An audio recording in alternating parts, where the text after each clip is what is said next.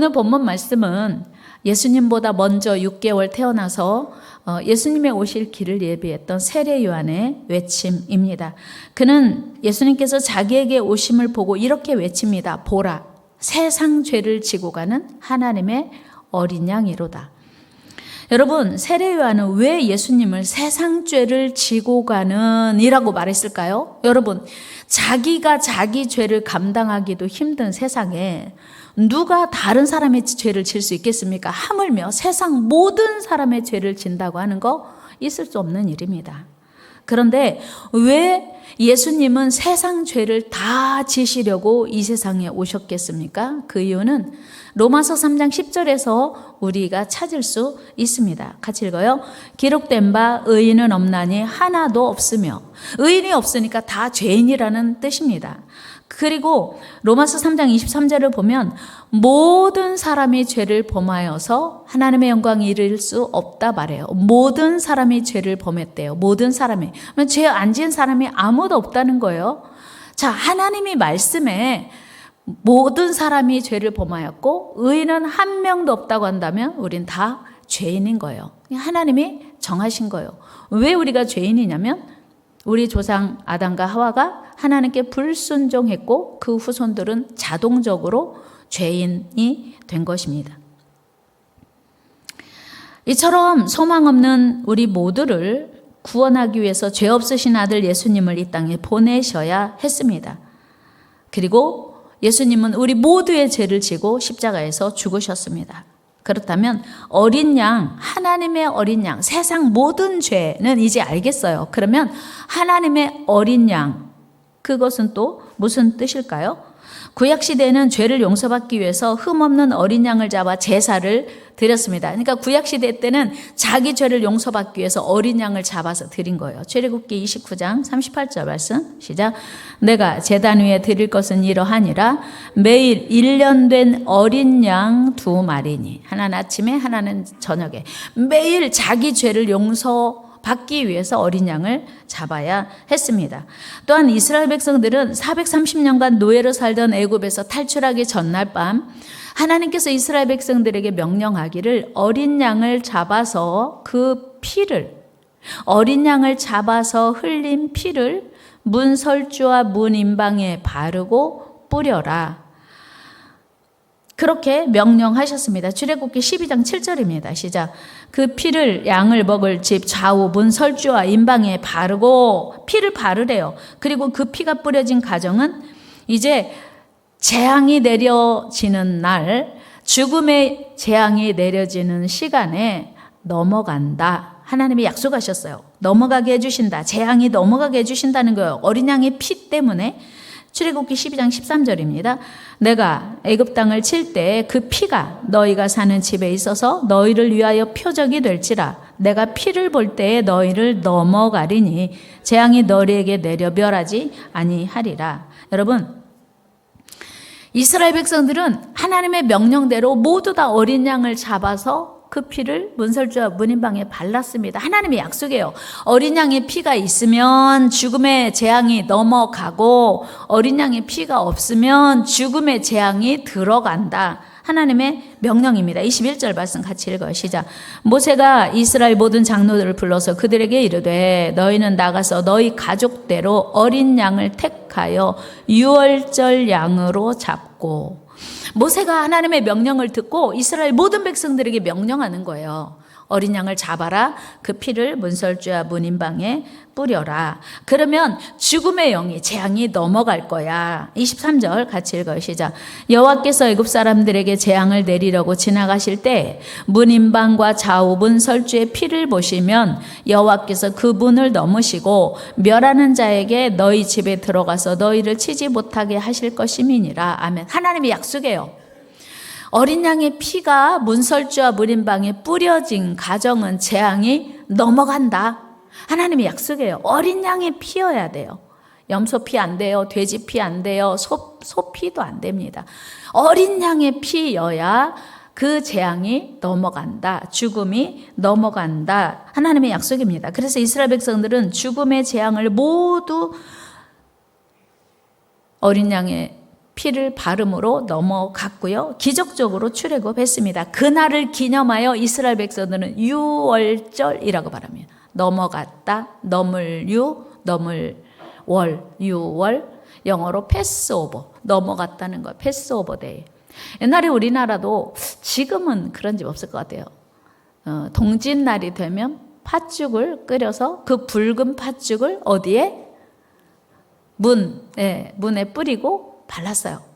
유대인들의 전통이 우리나라에도 넘어온 걸까요? 모르겠어요. 어쨌든 유대인들에게는 하나님이 약속하셨어요. 그 어린 양의 피, 팥죽이 아니고 어린 양의 피를 물에 뿌려라, 발라라. 그러면 내가 재앙을 넘어가게 할 거다라고 약속하셨고, 그리고 모두 이제 어린 양의 있는 유대인의 가정은 다 재앙이 넘어갔어요. 우리 14절 말씀 한번 같이 읽겠습니다. 시작. 너희는 이날을 기념하여 여호와의 절기를 삼아 영원한 규례로 대대로 지킬지니라. 이날 유월절인 거예요. 하나님께서는 유월절을 대대로 기념하래요. 왜요? 하나님의 명령 때문에 살았고 하나님의 명령을 순종했기에 살았으니, 여러분 보세요. 애굽의 모든 가정은 바로 왕의 장자부터 다 죽었어요.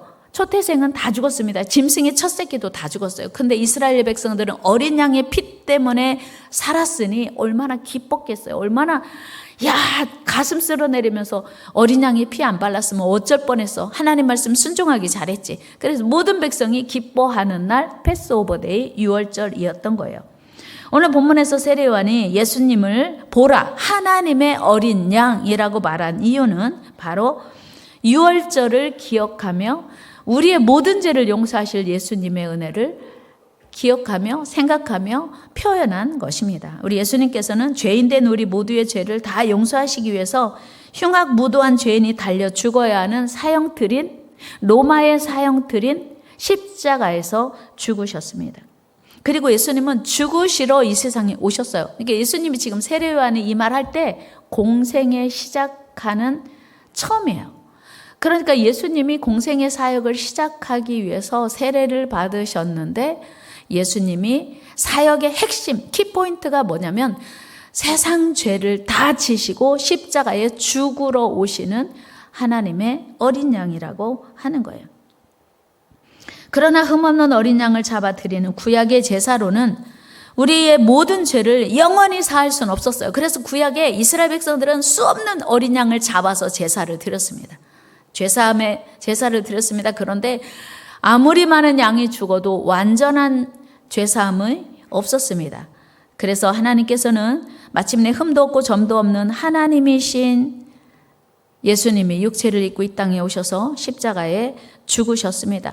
우리 모든 죄를 지고 단번에 죽으신 것입니다. 여러분, 우리 예수님이 십자가에 달리시던 날이 유대인에게 그렇게 기념하라고 했던 유월절 전날이었던 거 아십니까?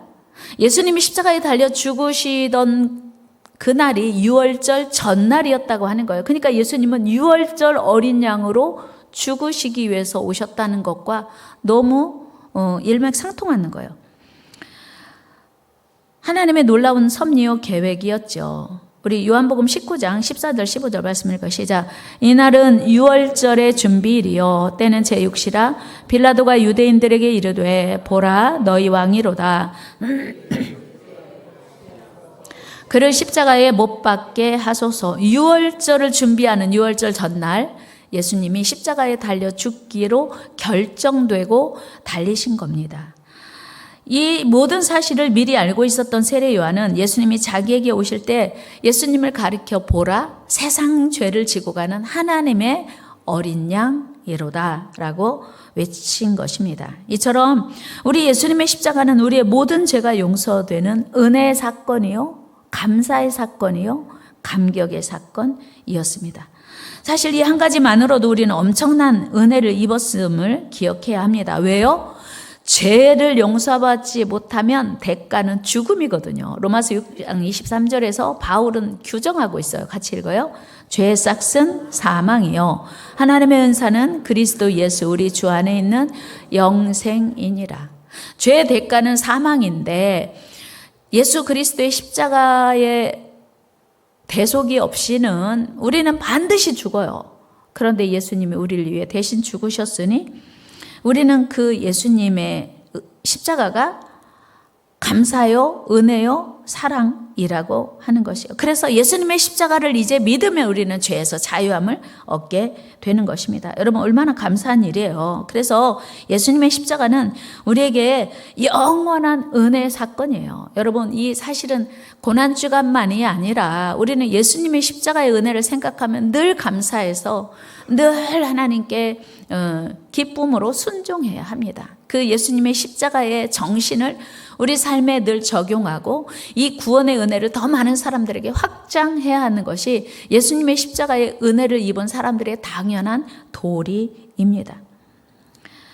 여러분, 그런데 더 갚을 수 없는 은혜를 십자가에서 입었습니다. 영원히 용서받을 수 없는, 영원히 죽을 수밖에 없는 죄가 십자가에서 용서됐어요. 그런데 더 감사한 것은 예수님의 십자가는 우리의 죄를 용서할 뿐만 아니라 우리의 질병까지 고치신 거예요.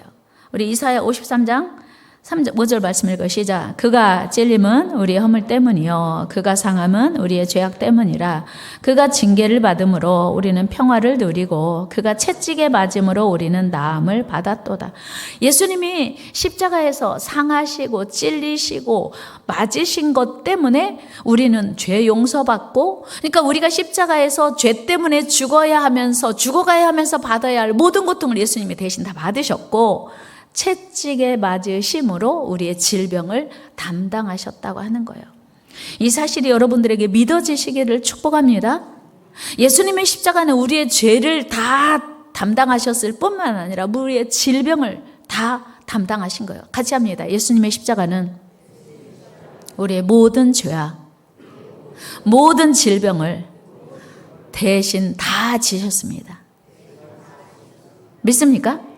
더 이상 우리는 예수님의 그 십자가를 믿는다면 죄 가운데서 죄로 인한 고통 받을 이유가 없어요. 질병, 사실은요, 예수님이 다 지셨기 때문에 우리는 질병 때문에 고통받아야 할 이유가 없는 거예요. 이 사실이 여러분들에게 이 고난주간에 믿어지시기를 축복합니다. 예수님이 괜히 죽으신 게 아니라는 사실이에요. 여러분, 예수님 당시에 많은 사람들은요, 예수님이 십자가에 달려 죽으실 때 이런 생각했어요. 예수님이 왜 죽었어? 자기 죄 때문에 죽었지. 무슨 죄? 예수님이 자기가 하나님의 아들이래. 자기가 유대인의 왕이래. 자기 죄 때문에 죽었지. 요한복음 19장 7절 말씀 읽어요. 시작. 유대인들이 대답하되 우리에게 법이 있으니 그 법대로 하면 그가 당연히 죽을 것은 자기가 하나님의 아들이래. 그러니까 죽어도 싸지. 죽어야 마땅하지. 자기가 하나님이야? 여러분, 유대인들에게 생각할 때 하나님은요, 대단한 존재, 천지우주 만물을 지으신 위대하신 하나님, 창조주 하나님이신 걸 유대인들이 믿고 있었어요. 그런데 감히 나사렛 목수의 아들, 그 엄마가 마리아인 걸 우리가 다 아는데 자기가 하나님이라고? 자기가 하나님의 아들이라고? 그거는 죽어야 마땅한 하나님 모독죄야. 이렇게 생각하고 예수님 죽는 걸 당연하게 여겼어요. 뿐만 아니고 이사야 53장 6절에서도 우리를 치유하기 위해서 죽었다고 분명히 말씀하고 있거든요.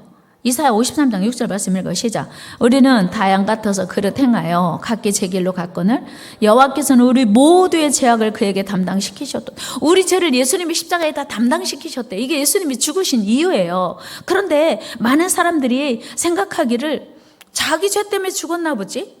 나하고 무슨 상관이야? 이렇게 생각한 거예요. 53장 4절 말씀 읽어 시작. 그는 실로 우리의 질고를 지고 우리의 슬픔을 당하였거늘 우리는 생각하기를 그는 징벌을 받아 하나님께 맞으며 고난을 당한다 하였노라. 우리의 죄를 지고 우리의 슬픔을 담당하기 위해서 죽었는데 우리는 자기 죄 때문에 죽었나 보지라고 생각한다는 거예요. 이것이 예수님 당시의 생각일 것이 아니라 예수님이 십자가에 달려 죽으실 때 많은 사람이 이렇게 생각한 것을 수백 년 전에 이사야 선지자가 미리 예언한 거예요. 여러분, 혹시 여러분 중에도, 이 자리에 계신 여러분 중에도 예수님이 왜 죽었대? 나도 몰라. 자기 죄가 있었나 보지, 죽을 만한, 십자가에 달려 죽을 만한 죄가 있었나 보지 혹시 하시는 분 계세요? 여러분, 예수님이 왜 죽으셨대요? 여러분 모두에게 제가 질문 드려요. 여러분, 예수님이 왜 십자가에서 죽으셨어요? 내 죄 때문에 죽으셨습니다라는 고백이 안 나고 나도 몰라, 이런 대답이 혹시 나오시는 분이 계신가요? 그러면 오늘 나도 몰라가 아니고 나 알아 이렇게 바뀌기를 축복합니다. 여러분, 예수님이 십자가에서 왜 죽으셨대요? 내 죄 때문에 죽으셨대요. 이사야서에 분명히 그는 우리의 질고를 지고 우리의 슬픔을 지고 우리의 죽음을 대신 지고 죽으셨다고 기록하고 있어요. 그런데 그동안 혹시 예수님이 왜 죽으셨대요?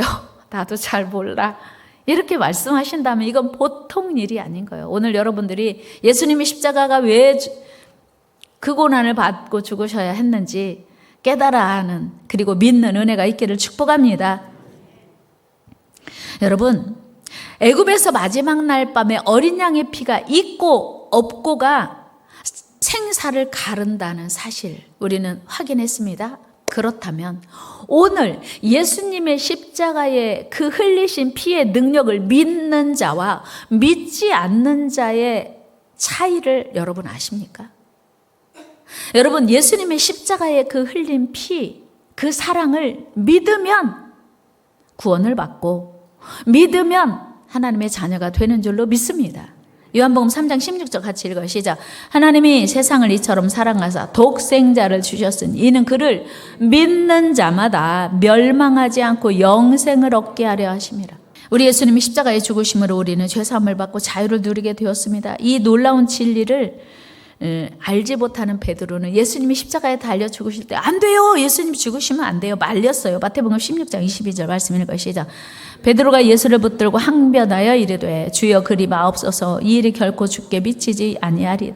베드로는요, 자기가 예수님을 엄청 사랑한다고 생각했어요. 그리고 예수님을 보니까 보통뿐이 아니세요. 그래서 그 예수님을 따르기로 결정했고 자기 그동안의 모든 이력을 다 포기했어요. 그러니까 예수님 때문에 이제 한 자리 얻어야 되는데, 그래야 예수님 따른 보람이 있잖아요. 그런데 예수님 죽으신다고 하니까 결코 죽지 못한다 만류하는데, 예수님이 너는 하나님의 일을 알지 못하고 사람의 일만 생각하냐고 책망하시거든요. 23절 말씀 읽어볼까요? 시작. 예수께서 돌이키시며 베드로에게 이르시되 사탄아 내 뒤로 물러가라. 너는 나를 넘어지게 하는 자로다. 네가 하나님의 일을 생각하지 아니하고 도리어 사람의 일을 생각하는도다 하시고. 여러분, 이 놀랍고도 엄청난 예수님의 십자가의 사랑이, 은혜가 여러분들에게 믿어지기를 축복합니다. 그리고 그 사랑 때문에 우리는 구원을 받았으니 나도 십자가 지는 일을 기꺼이 기쁨으로 하기를 축복합니다. 왜요? 예수님이 당신이 지신 십자가를 우리는 믿고 따르기만 하면 구원을 주셨어요. 그런데 이제는 우리가 남은 삶을 통해서 이루어야 할 것은 주님이 십자가의 길을 우리도 가야 된다고 하는 거예요. 마태복음 16장 24절이에요. 시작. 이에 예수께서 제자들에게 이르시되 누구든지 나를 따라오려거든 자기를 부인하고 자기 십자가를 지고 나를 따를 것이니라. 아멘. 자기 십자가를 지고. 제가 지난주에도 오베데돔의 집에 그 법궤가 옮겨졌을 때, 오베데돔의 집에 법궤가 들어가기 전에 우사가 그 법궤를 다윗이 한 거죠. 이제 새 수레를 만들어서 소들이 그 수레를 끌게 했어요. 여러분, 십자가는요, 지는 것이지 끌는 것이 아니라는 사실이에요. 오늘 예수님이 십자가를 지고 따라가래요. 우리에게 구원은 주셨는데 남은 우리의 삶은 십자가 지는 삶이어야 된다고 하는 거예요. 같이 해요. 구원은 믿음으로 받고 하나님의 사명은 지고 가는 것이다. 구원은 믿음으로 받아요. 구원받은 우리는 십자가 지는 것이 남은 삶을 통해서 이루어야 할 사명이라고 하는 거예요. 여러분, 구원을 믿음으로 받고 너무 쉽게 받는다고 해서 신앙생활 전체가 쉬운 게 아닌 것을 우린 기억해야 돼요. 신앙생활이 소풍 가는 것처럼 룰루랄라 가볍고 쉽게 하는 게 아니라는 사실을 예수님 우리에게 분명히 말씀해 주셨어요. 여러분, 이번 한 주간 주님의 고난을 묵상하며 주님의 큰 사랑을 깊이 느끼시기를 바랍니다. 그리고 그 크고 놀라운 사랑이 믿어진다면 십자가 지는 것이 결코 무겁고 어렵게만은 느껴지지 않을 것이라고 믿어요. 여러분, 버닝거 선교사님이 성 토마스 섬의 노예가 되어서라도 그들에게 복음을 전하고자 했던 것은 하나님의 은혜를 받고 보니 내가 일찍 부모를 다 여의고 오직 하나님 한 분 믿고 왔는데 하나님이 나를 이렇게 은혜로 성장하게 해주셨다는 게 너무 감사해서 남은 삶을 하나님께 드리기로 결단한 것입니다. 여러분, 아브라함 버닝거 선교사가 성 토마스 섬에 들어가서 노예로 사는 것이 기뻤겠어요? 즐거웠겠습니까? 흑인 노예들과 더불어 복음 전하며 사는 것이 다른 거 하나도 안 하고 그것만을 위해서 자기 삶을, 남은 삶을 다 드리는 것이 어찌 즐거운 일이었겠어요. 그러나 그것이 하나님의 소원이고 그것이 주님이 원하는 일이고 주님이 기뻐하시는 일이었기 때문에 그 일을 자처하고 나선 것입니다. 여러분, 예수님의 부활이 그토록 영광스러운 이유가 무엇이겠습니까? 그것은 예수님의 고난이 너무나 크고 처절한 것이어서 부활의 영광이 큰 거예요. 예수님이 죽을 뻔하다가 살아난 게 아니에요. 여러분, 죽을 뻔하다가 살아난 것도 기쁘죠. 그런데 예수님은 완전히 죽은 거예요. 무덤에 장사 지냈어요. 그런데 죽은 자가 죽음을 이기시고 살아났으니 기뻐하고 감사하고 모든 사람이 그렇게 환호했던 거예요. 여러분, 우리 이 다음에 주님 앞에 가게 될 텐데요. 여러분, 우리 주님 앞에 서는 날 잘하였도다 착하고 충성된 종이라고 하는 칭찬 얻기 위해서 십자가 져야 돼요. 십자가 집시다. 십자가 집시다. 여러분, 복음 전하는 거 십자가 지는 거예요. 북한 어린이들을 위하여 헌금하는 거 십자가 지는 거, 부활주일 헌금하는 것도 십자가 지는 거. 어찌 보면 요즘같이 어려운 때에 십자가 지는 마음 없이는, 십자가 은혜 받았으니 나도 십자가 그 마음 없으면요 11조 드리기도 쉽지 않습니다. 그 십자가 지는 마음이 있기에 우리가 하나님의 것을 구별하고 하나님이 원하시는 것을 우리가 순종할 수 있는 것입니다. 십자가 없는 영광 없습니다.